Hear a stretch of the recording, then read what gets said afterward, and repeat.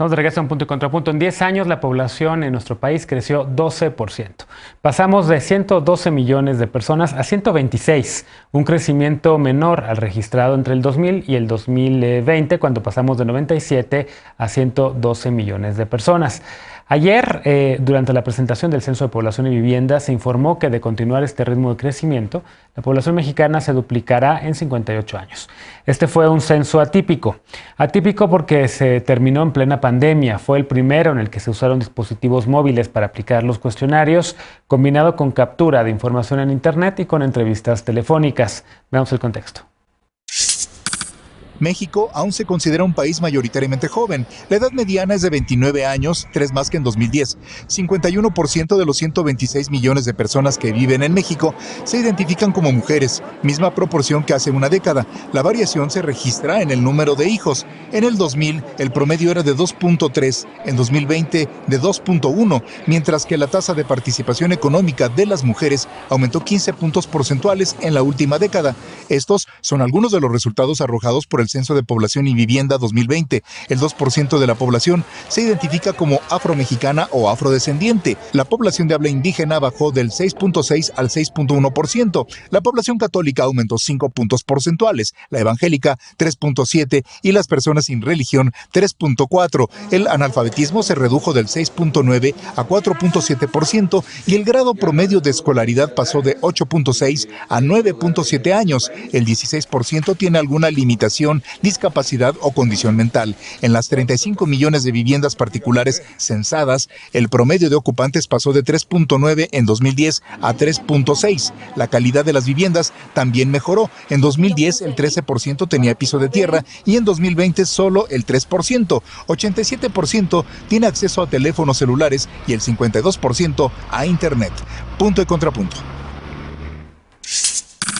Bueno, tercer y último tema a discutir. Esto creo que no creo que haya mucho debate, simplemente es destacar, en primer lugar, la labor tan profesional que siempre hace el INEGI para recabar todos estos datos, y por cierto le mando un saludo. No me acuerdo de su nombre, de la chica encuestadora, la joven encuestadora que llegó a mi casa el año pasado a principios de la pandemia y a la que le respondí. A mí se me emociona mucho y me emocionaba mucho recibir siempre el personal del INEGI y poder platicar sobre pues datos de con quién vivo, en dónde vivo, etcétera, y creo que a mucha gente en general también.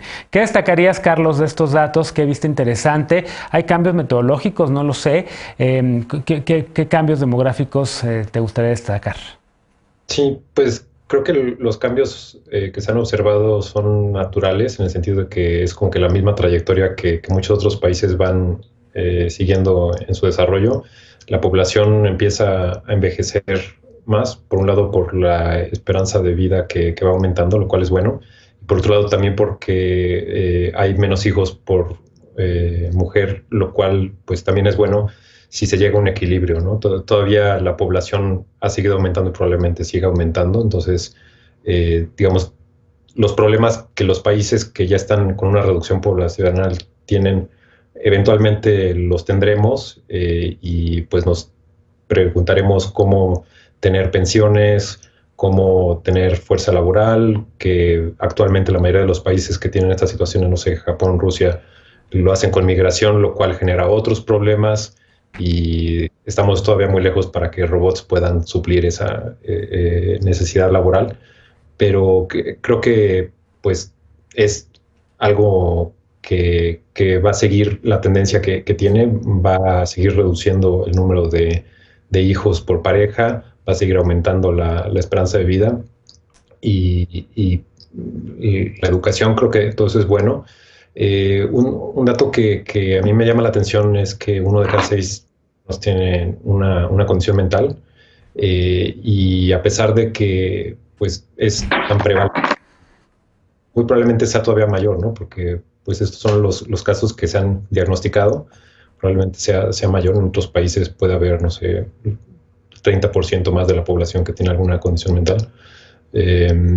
Pues es algo de lo que se habla muy poco, todavía hay mucha estigmatización y también se ha dicho mucho que pues después de la pandemia o durante la pandemia pues este porcentaje está aumentando, ¿no? Y supongamos que va a aumentar más.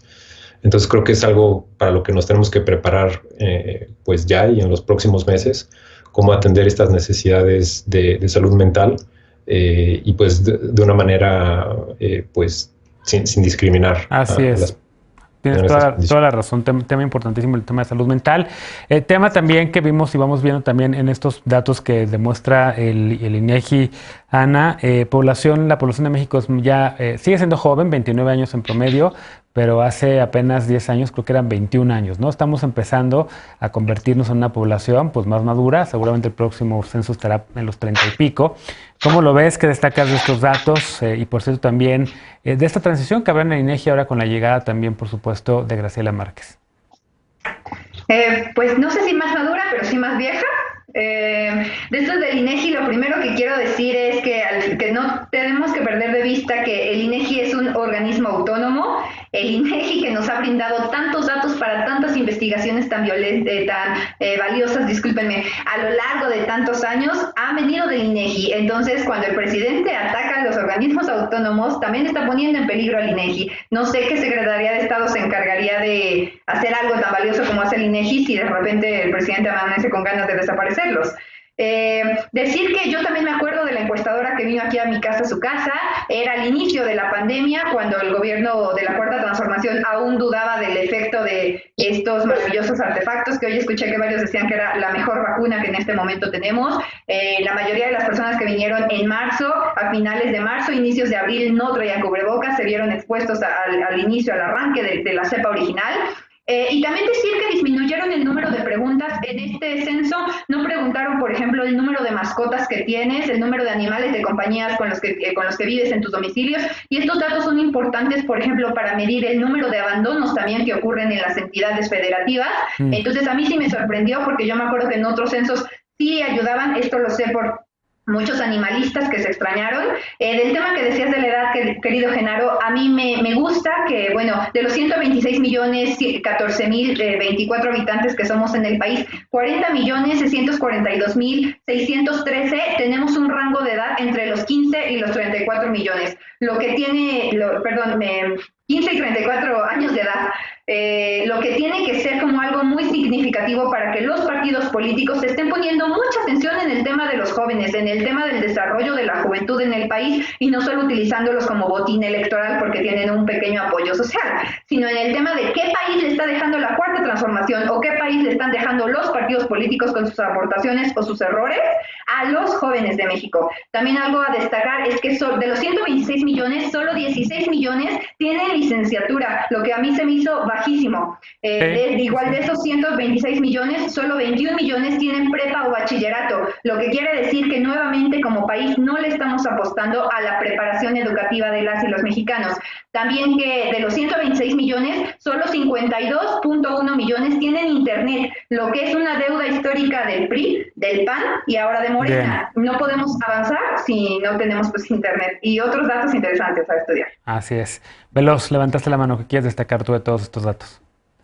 Sí, algo creo doloroso y que vale la pena mencionar en este tema de la generación y de la edad y de la juventud, y que creo que eso sí es una deuda histórica y que creo que eso sí hay que hablarlo, y que antes de hablar de qué país nos va a dejar la 4T a los jóvenes hay que hablar de qué país nos dejó el PAN a los jóvenes. 79.4% de las víctimas de la guerra contra el narco eran del bono demográfico. Del total de las personas que fueron asesinadas en el 2006 al 2012, más de 100.000 eran hombres de entre 15 y 59 años, es decir, la edad reproductiva. Parte de lo que dice esta encuesta y parte de lo que obedece que seamos una población que ha estado envejeciendo es porque en la guerra contra el narco murió la mayoría de nuestra población joven o una gran parte de nuestra población joven, y hace falta tener esa discusión, y creo que hace falta decir que gran parte de nuestra juventud, de nuestra edad reproductiva y de que 3 eran varones de 16 y 17 años, pues sí me parece complicado que se tome como cualquier cosa, como un dato cualquiera, y creo que si están muy preocupados por hablar de la juventud y de que si son botín de campañas políticas o no, pues primero hay que disculparse con aquella juventud a la que no solo ningunearon, sino que desterraron y asesinaron en esta guerra que no tenía ningún sentido y que resultó siendo un negocio y que siempre vale la pena mencionar. Fuera de eso, también yo mencionaría, o bueno, aunado a esto, que 64 millones de personas en México son mujeres y que ya somos más de la mitad de la población y que somos aproximadamente 3 millones más de mujeres que hombres. Y vale la pena porque ahora ya no estamos hablando de los derechos que tenga la mitad de la población, estamos hablando de la mayoría de la población a la que no se les respetan sus derechos, a la que están matando al por mayor, a la que asesinan 11 mujeres, aproximadamente 11 mujeres al día.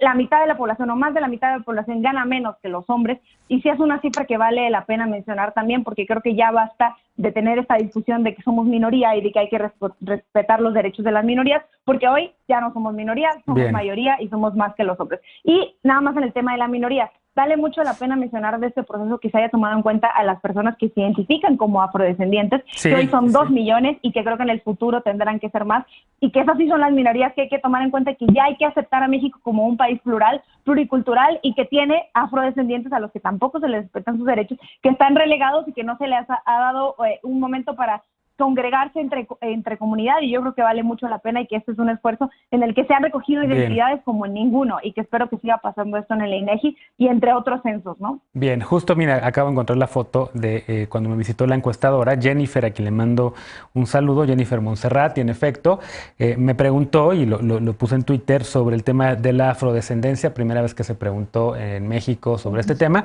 También se preguntaba, y este tema también a Carlos Fedoro le interesa, sobre el tema del medio de transporte, si se utilizaba o no la bicicleta. Quitaron en efecto, Ana, el tema de mascotas y no han incluido todavía una pregunta sobre orientación sexual que muchas personas hemos tratado de incorporar al censo desde hace años. Finalmente, Alejandro, para ti tienes oportunidad de cerrar este bloque.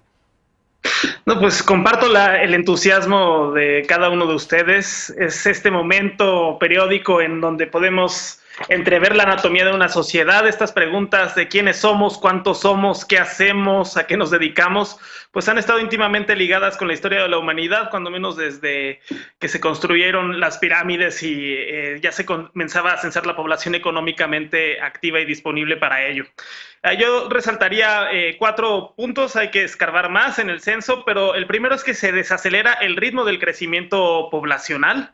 Ese es un tema con fuertes consecuencias que está acompañado de la segunda observación, que estamos llegando ya al tope de nuestra bonanza demográfica, y una vez que lleguemos a la cumbre, ahí ya se va a invertir la relación, va a comenzar a invertirse la relación y habrá más población económicamente dependiente, que son niños y personas mayores, que población económicamente activa, lo cual va a representar un inmenso desafío para el sistema de retiros, con la ampliación de la edad de la esperanza de vida. Eso también creo que tendrá que replantear muchas de las mecánicas en el mundo del trabajo, seriamente desafiante, sobre todo para cuando mi generación y las que nos sucedan envejezcan. La otra es que México ya no es un país completamente católico, cada vez hay más evangelistas, 14 millones, y también mucha gente que no profesa ya religión, 1 de cada 10 mexicanos. Y el último tema que me llamó mucho la atención es el de la conectividad. Cada vez, esto es sorprendente, hay menos mexicanos que en 2010 con televisión, un aparato de radio y con un teléfono fijo, y en cambio 9 de cada 10 mexicanos cuentan con celular y 52% de los hogares con acceso a internet. Así que qué bueno que también nos pueden ver en punto y contrapunto en redes sociales, en YouTube y en Spotify. Muy bien, pues bueno, de nueva cuenta, un saludo a Jennifer, quien por cierto ve mucho este programa, encuestadora del INEGI, y a todas las personas que participaron en ese enorme esfuerzo para tener una radiografía de cómo estamos en este 2020, qué tipo de país somos, gracias a encuestadores y a los encuestadores del INEGI. Hacemos una pausa y al regresar nos despedimos de las y los panelistas de esta noche y con la paparrucha, así que no te vayas.